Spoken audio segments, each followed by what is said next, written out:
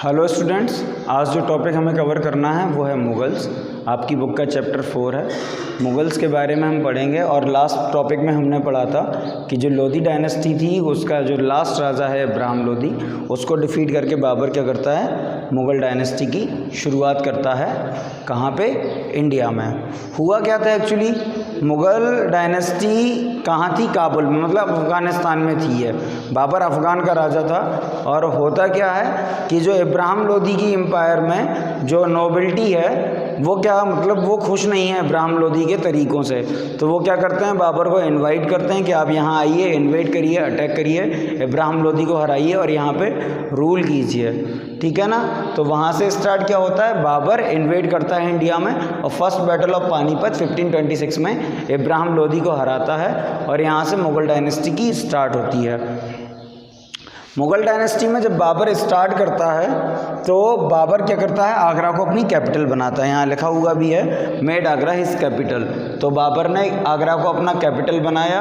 और मुग़ल्स के बारे में एक चीज़ जो है वो क्या है कि मुग़ल्स को अपने तैमूरिड पे थोड़ा सा क्या है, प्राउड है। तैमूरिड कैसे, मतलब बाबर जो मुग़ल्स हैं या बाबर हैं, बाबर से समझिए, बाबर जो हैं, बाबर की मदर क्या है, मंगोल से रिलेट करती हैं। ठीक है ना, मतलब बाबर का ममाना जो है, मामा का घर जो है वो मंगोल से है और जो फादर का घर है वो क्या है, तैमूर्स का है। तो उसे अपनी तैमूरिड पे क्या है, बहुत ज़्यादा प्राउड है और वो तैमूरिड के ही तरीक़ों से क्या करता है, अटैक करता है। तो जब बाबर ने इंडिया में क्या किया, इन्वेट कर लिया, आगरा को अपना कैपिटल बना लिया, फिर क्या होता है 1527 में वो खनुआ, बैटल ऑफ खनुआ होता है। बैटल ऑफ खनुआ किसके अगेंस्ट होता है, राणा सांगा। राणा सांगा का आपने नाम सुना होगा। तो राणा सांगा को डिफीट करता है बैटल ऑफ खनुआ में 1527 में। बैटल ऑफ खनुआ जीतने का एक थोड़ी सी शॉर्ट स्टोरी है। उस टाइम पे मुग़ल्स आर्मी उतनी पावरफुल नहीं है जितनी मुग़ल आर्मी कब हो चुकी है, अकबर के टाइम पे हो चुकी है। तो एक तरीका बाबर अपनाता है क्या, जिहाद का, मतलब कि आपके सामने जो भी आए वो मार दो। अपनी आर्मी को वो इतने अच्छे से ऑरिटेट करता है, इतने अच्छे वर्ड से बोलता है कि क्या होता है, पूरी आर्मी उसकी बूस्ट हो जाती है, सारे के सारे एनर्जेटिक हो जाते हैं और बैटल ऑफ खनुआ जीत लेते हैं। उसके बाद बैटल ऑफ खनुआ के बाद 1528 में बैटल ऑफ चंदेरी, चंदेल राजाओं को हराता है। 1529 में बंगाल और बिहार को कैप्चर कर लेता है और 1530 में मर जाता है। तो जैसे हमने पिछली क्लास में पढ़ा था किसके बारे में, कुतुबुद्दीन ऐबक के बारे में। जब हमने कुतुबुद्दीन ऐबक के बारे में पढ़ा था तो हमने क्या समझा था कि गजनवी का एम्पायर कुतुबुद्दीन ऐबक ने संभाला, एम्पायर को वेस्ट किया, लेकिन सेटलमेंट बहुत अच्छा नहीं हो पाया था। और सेटलमेंट किसने किया था, इल्तुतमिश ने किया था। अब यहाँ का वही सीन है कि मुग़ल्स आ तो गए, बाबर आ गया, आगरा को कैपिटल बना दिया, बैटल ऑफ खनुआ जीत लिया, चंदेरी भी जीत लिया, ठीक है, बंगाल और बिहार को भी कैप्चर कर लिया, लेकिन क्या किया, उसी टाइम पे 1 साल बाद वो मर गया और उसने क्या हुआ, सेटलमेंट जो है एम्पायर का वो बहुत अच्छे से नहीं हो पाया। इतना समझ में आ गया। अब ये लिखा है तुजुर्क बाबरी, ये एक बुक है जो पर्शियन लैंग्वेज में लिखी हुई है और ये क्या है, बाबर ने खुद लिखी है अपने बारे में कि कैसे उसने इन्वेट किया इंडिया को, किस तरह से कठिनाई होती थी या किस तरफ से आसानी होती थी। तो बैटल ऑफ खनुआ में उसने लिखा है, खुद ही लिखा है राणा सांगा के बारे में कि राणा सांगा को हराना बहुत ही कठिन टाइप का काम था, मतलब it was a hard war, battle of Khanua. अब क्या होता है, और तुजुर्क बाबरी उसने खुद लिखी है अपने बारे में, ठीक है ना। अब क्या है, बाबर के बाद, एक मिनट रुकिए, बाबर के बाद क्या है, बाबर का जो बेटा है हुमायूं क्या बनता है, राजा बनता है, ठीक है ना। और हुमायूं इल्डेस्ट सन है, सबसे बड़ा बेटा है बाबर का, इसीलिए वो उसे शायद ज़्यादा प्यारा है और उसने हुमायूं को राजा बनाया। लेकिन प्रॉब्लम क्रिएट कहाँ से होती है, जो हुमायूं के भाई हैं, कामरान, हिंदल और अक्सारी, ठीक है। थोड़ा सा एम्पायर या प्रोवियंस अगर कहें हम, तो प्रोवियंस एक सुटेबल वर्ड होगा, तो थोड़ा सा प्रोवियंस जो है वो कामरान, हिंदल और अक्सारी को दे दिया जाता है, ठीक है ना। अब कामरान, हिंदल और अक्सारी के पास थोड़ा थोड़ा प्रोवियंस है, हुमायूं बड़ा राजा है, तो इनके बीच में थोड़ा सा क्लैश होना भाइयों के बीच में हो, मतलब पॉसिबल है कि भाइयों के बीच में क्लैश हो जाए। तो अब उस टाइम पे हुमायूं को दो चीज़ें फेस करनी पड़ रही थी। हुमायूं के लिए उतना आसान नहीं था अपने एम्पायर को संभालना, क्योंकि और भी दूसरे राजा क्या हो रहे थे, मजबूत हो रहे थे। तो एक जो है बहादुर शाह मजबूत हो रहे थे गुजरात साइड में, और शेर शाह सूरी ये बंगाल में बहुत ज़्यादा पावरफुल हो रहे थे। शेर शाह सूरी को हम थोड़ा ज़्यादा समझेंगे। बहादुर शाह क्या कर रहा था, ये वो बहादुर शाह नहीं है जो लास्ट मुगल एम्परर हैं, ये अकबर हुमायूं के टाइम के कौन है, बहादुर शाह हैं, वो बहादुर शाह सेकंड है। तो यहाँ गुजरात पे जो प्रॉब्लम्स हो रही हैं, हुमायूं बहादुर शाह से भी लड़ रहा है और शेर शाह सूरी अपने आप को क्या कर रहा है, पावरफुल बनाता जा रहा है। शेर शाह सूरी के बारे में हम थोड़ा डिस्क्राइब करेंगे या समझेंगे इस तरह से कि शेर शाह सूरी क्या है, स्टार्ट करता है एक बंगाल का एक क्या है सूबेदार है, उसके यहाँ आर्मी ज्वाइन करता है और धीमे धीमे उसका खास होता है, फिर बंगाल को कैप्चर करता है, फिर बुंदेलखंड के जो राजा हैं उनकी एक मतलब विडो हैं उनसे शादी करता है और क्या करता है, उनके फोर्ट को कैप्चर कर लेता है। मतलब एक फोर्ट का राजा कौन बन जाता है, शेर शाह सूरी बन जाता है। और इसी तरह से क्या है, धीमे धीमे वो बहुत सारी विडोज से शादी करता है और अपने एम्पायर को बढ़ाता चला जाता है। इतना समझ में आ गया। और फिर क्या है, at the last Sher Shah Suri एक बहुत पावरफुल राजा बन जाता है, फिर छोटे छोटे राजाओं को हराता है और इस तरह से अपना एम्पायर लगभग एक ठीक ठाक हिसाब का कर लेता है, जिसमें मतलब उसका एक नाम आ जाए कि हाँ लोग जानने लगें कि शेर शाह सूरी भी कोई एक राजा है और पावरफुल है, मतलब वो ब्रेव है, करेजियस है, उसे लड़ने से डर नहीं लगता। तो वो हुमायूं से भी वॉर करेगा तो हम उसको समझेंगे।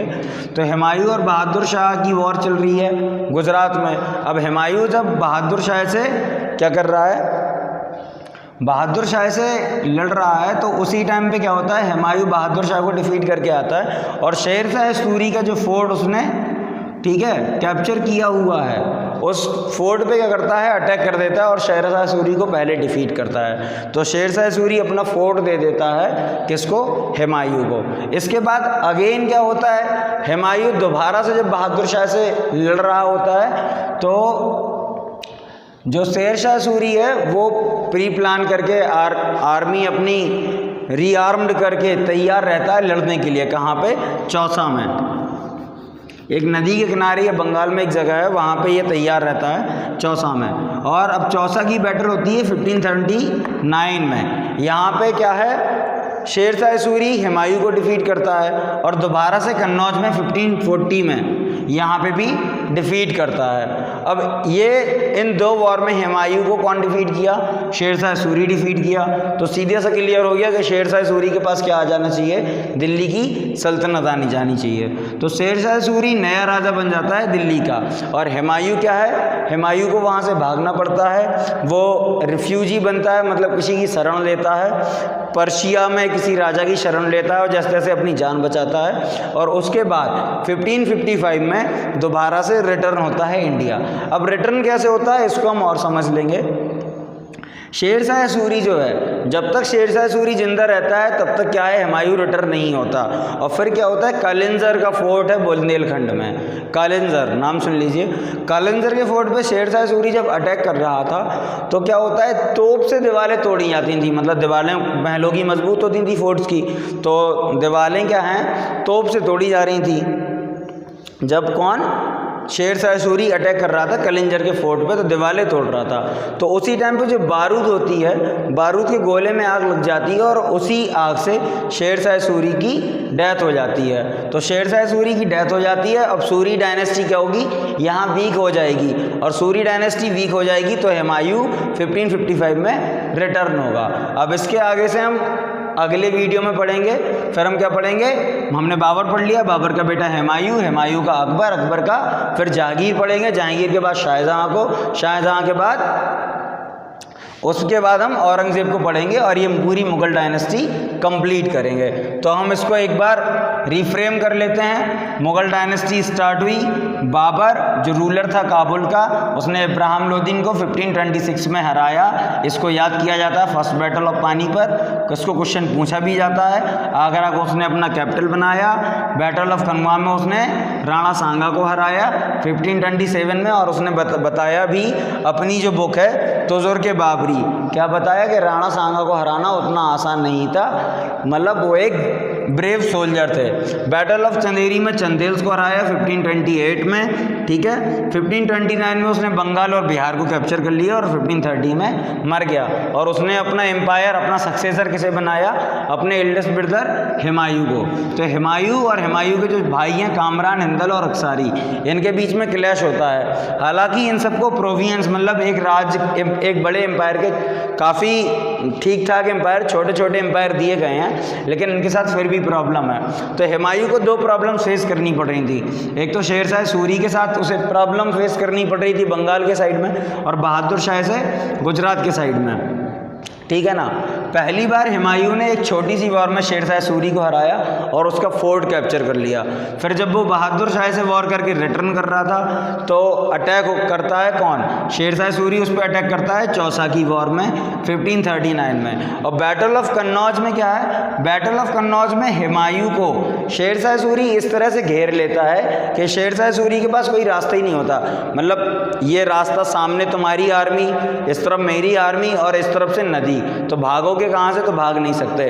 और ये बैटल ऑफ कन्नौज के टाइम पे ये एक वॉर करके आ रहे थे। हुमायूं की आर्मी तो पहले से थकी हुई थी, तो यहाँ पे हुमायूं जैसे तैसे अपनी जान बचा के भागता है। शेरशाह सूरी क्या करता है? दिल्ली डायनेस्टी को कंट्रोल करता है। और फिर क्या है, कलिंजर पे जब अटैक कर रहा होता है शेरशाह सूरी, तो एक्सप्लोजन से जो बारूद का सामान होता है उससे शेरशाह सूरी की डेथ हो जाती है और हुमायूं 1555 में इंडिया रिटर्न आ जाता है। अब इसके आगे का पोर्शन जो हमें पढ़ना है वो हम अगले वीडियो में पढ़ेंगे।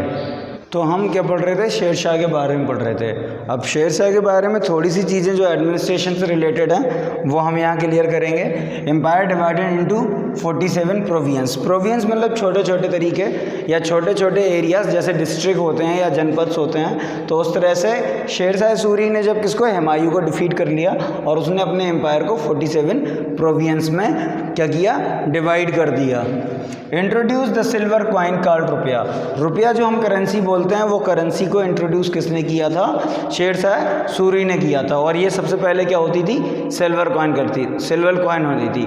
Build a excellent road network, grand trunk road. सड़कें बहुत चौड़ी चौड़ी बनाई थी, बहुत अच्छी बनाई थी, जिससे क्या हो, आर्मी एक शॉर्ट टाइम में दूसरी जगह तक पहुंच सके, ठीक है ना। और उसका एग्जाम्पल है ग्रैंड ट्रंक रोड। क्वेश्चन भी पूछ लिया जाता है ग्रैंड ट्रंक रोड किसने बनवाई? तो ग्रैंड ट्रंक रोड किसने बनवाई थी? शेरशाह सूरी ने। सक्सेसर, जब शेरशाह सूरी मर जाता है तो मैंने आपको बता दिया था कि शेरशाह सूरी की डेथ कैसे होती है। और सक्सेसर कौन होता है? इस्लाम शाह उसका सक्सेसर है। इस्लाम शाह के बाद यहाँ का राजा जो बनता है सिकंदर शाह लास्ट होता है। और सिकंदर शाह के टाइम पे ही क्या है, 1555 में कौन? हुमायूं रिटर्न होता है